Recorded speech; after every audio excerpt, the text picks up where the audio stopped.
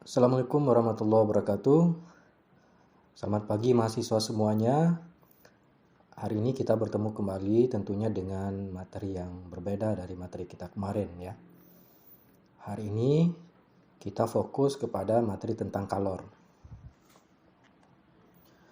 Mungkin kalian sudah sering mendengar tentang kata kalor tersebut ya.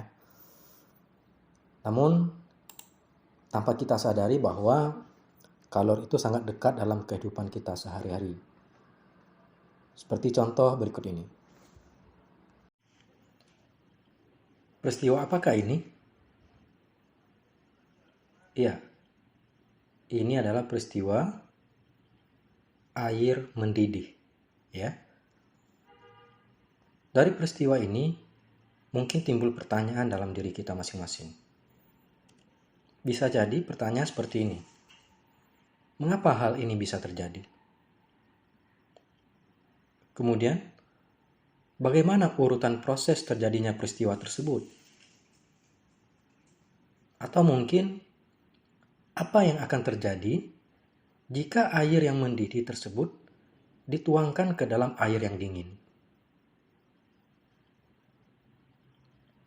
Dari semua pertanyaan ini, kita akan menjawabnya dengan membahas konsep-konsep apa yang terjadi terkait dengan tema kita pada hari ini.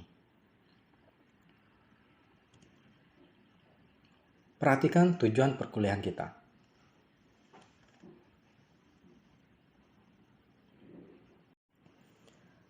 Oke, setelah saudara memperhatikan tujuan perkuliahan kita pada hari ini, sekarang kita masuk ke dalam konsep seperti apa itu kalor. Perhatikan gambar yang ada di samping. Gambar di samping ini pada dasarnya adalah menunjukkan seperti apa air mendidih itu bisa terjadi.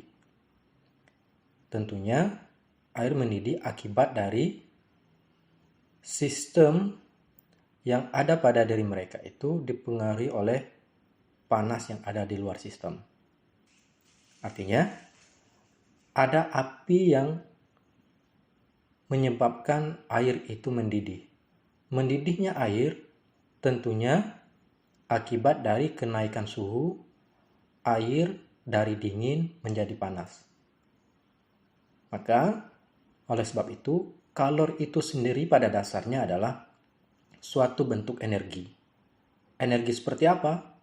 Tentunya adalah transfer energi dari satu benda ke benda yang lain. Karena adanya perbedaan temperatur.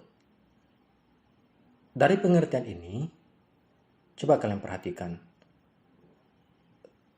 Satu kata kunci yang menyatakan seperti apa itu kalor. Ya. Kata kuncinya adalah adanya perbedaan temperatur. Oke, adanya perbedaan temperatur.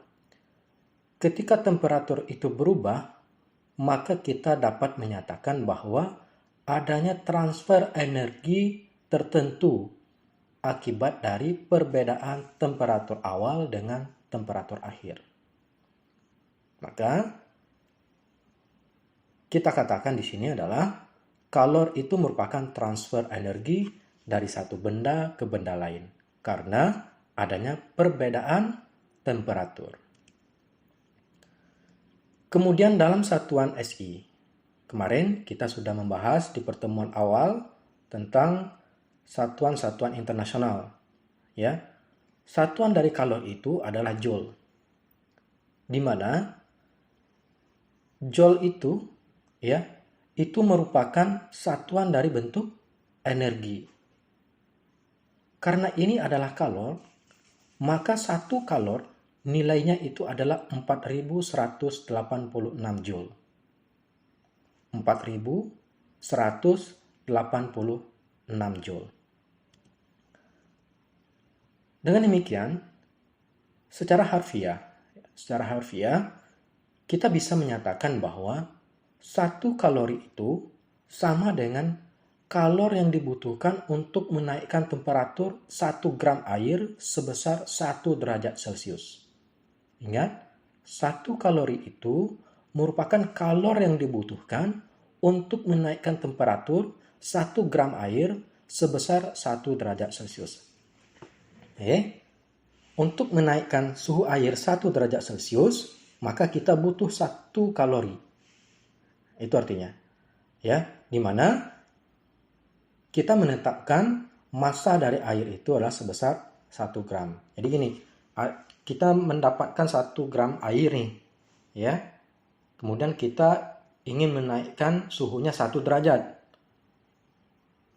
Maka kita membutuhkan 4186 joule. Atau sama dengan 1 kalori. Nah, sekarang kita sudah tahu seperti apa konsep dari kalor itu sendiri. Maka mungkin timbul dalam pertanyaan dalam diri kita masing-masing. Jika seperti itu, berapa ya jumlah kalor yang diperlukan untuk mengubah suhu suatu benda dengan massa dan jenis zat yang berbeda? Karena tadi kita contohkan adalah 1 gram air.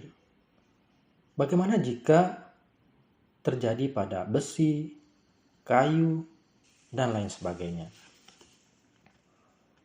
Untuk menjawab ini, kita lihat dulu besar kalor secara matematis yang diperlukan oleh suatu benda yang terjadi perubahan suhunya. Kalor yang dibutuhkan untuk mengubah suhu benda tersebut.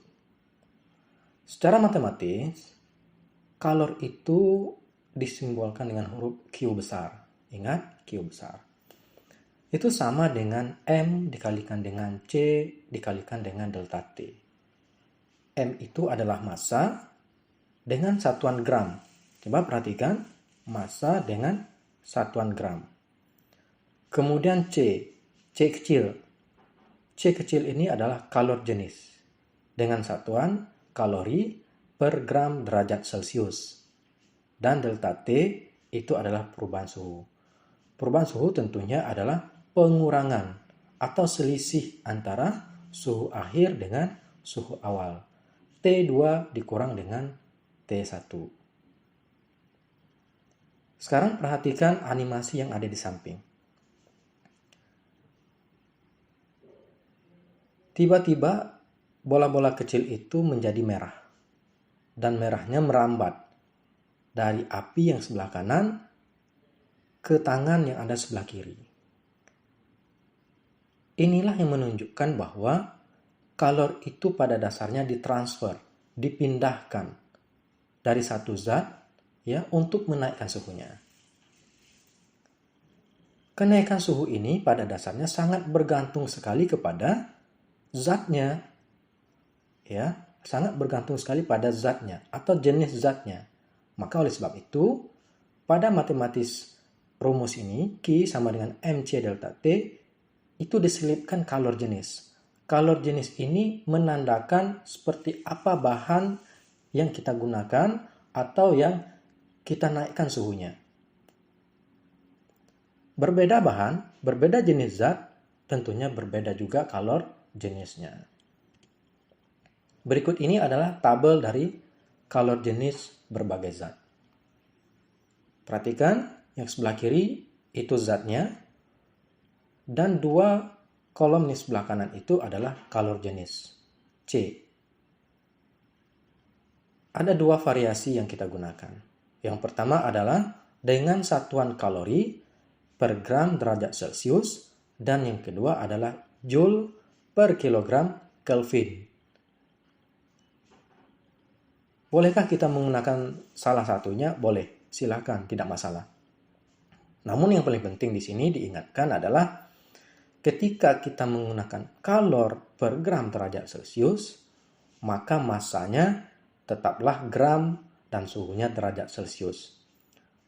Tetapi ketika kita menggunakan kalor jenis itu satuannya adalah joule per kilogram Kelvin, maka massa dan perubahan suhu itu kita ubah, kita convert menjadi kilogram dan perubahan suhunya menjadi Kelvin.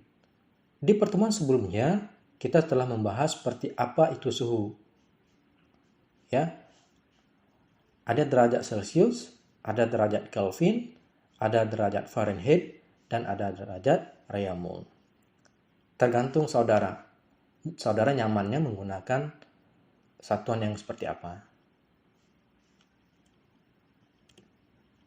Kemudian, setelah kita menentukan nilai kalor dari suatu benda, ada peristiwa lain yang terjadi. Peristiwa apa itu? Peristiwanya adalah ketika ada dua buah zat yang memiliki suhu yang berbeda. Kemudian kita campurkan. Kira-kira apa yang akan terjadi? Tentu dia akan menyesuaikan suhunya. Sebelumnya kita sudah membahas terkait dengan kesetimbangan termal. Ada penyamaan suhu, ya. Ada serah terima suhu yang terjadi pada peristiwa tersebut. Maka di sini dikatakan jika bagian yang berbeda dari sistem yang terisolasi berada pada temperatur yang berbeda, maka kalor akan mengalir dari temperatur tinggi ke temperatur rendah. Ingat, kalor akan mengalir dari temperatur tinggi ke temperatur rendah. Itulah yang menyebabkan adanya kesetimbangan termal. Dengan demikian, kasus lain juga akan terjadi dengan kondisi yang berbeda. Jika sistem itu terisolasi, nah ini kondisinya. Jika sistem itu terisolasi seluruhnya, maka tidak ada energi yang bisa mengalir ke dalam atau keluar. Maka berlaku kekekalan energi. Tentunya di sini adalah kekekalan energi kalor. Kemudian, kekekalan energi kalor itu sering kita sebut dengan asas Black. Ya, di mana kalor yang dilepas pada dasarnya sama dengan kalor yang diterima oleh sistem tersebut. Atau Q1 sama dengan Q2 atau Q2 sama dengan Q1. Untuk lebih jelasnya, coba perhatikan contoh soal berikut. Soalnya berbunyi seperti ini. Hitung kalor yang dibutuhkan untuk memanaskan 1 kg es sebesar min 20 derajat Celcius sampai menjadi uap 100 derajat Celcius. Ingat, cara penyelesaiannya kita bikin diketahuinya dulu. Masanya 1 kg, T awalnya min 20 derajat Celcius, kemudian T airnya 100 derajat Celcius. Zatnya apa di sini? Zatnya di sini adalah es. Kalau es berarti sama juga dengan air karena dia sudah menjadi proses es menjadi uap, ya. Proses es menjadi uap. Maka Q sama dengan mc delta T, masanya 1 kg berarti 1000 gram, kita converse. Kemudian kita lihat tabel, untuk kalor jenis air itu adalah 1 kalori per gram derajat Celcius dikalikan dengan perubahan suhunya. 100 dikurang dengan min 20 derajat Celcius. Maka kita dapatkan kalornya sebesar 120.000 kalori. Jika kita converse menjadi joule, maka 120.000 itu kita kalikan dengan 4.186 joule. Kita dapatkan 502.320.000 joule. Ya, atau 502,32 kali 10 pangkat 6 joule. Sampai di sini paham ya? Jika paham, silakan kalian kembali ke kelompok yang telah kita tentukan sebelumnya. Kita ada 4 kelompok. kelompok ini disebut juga dengan kelompok ahli.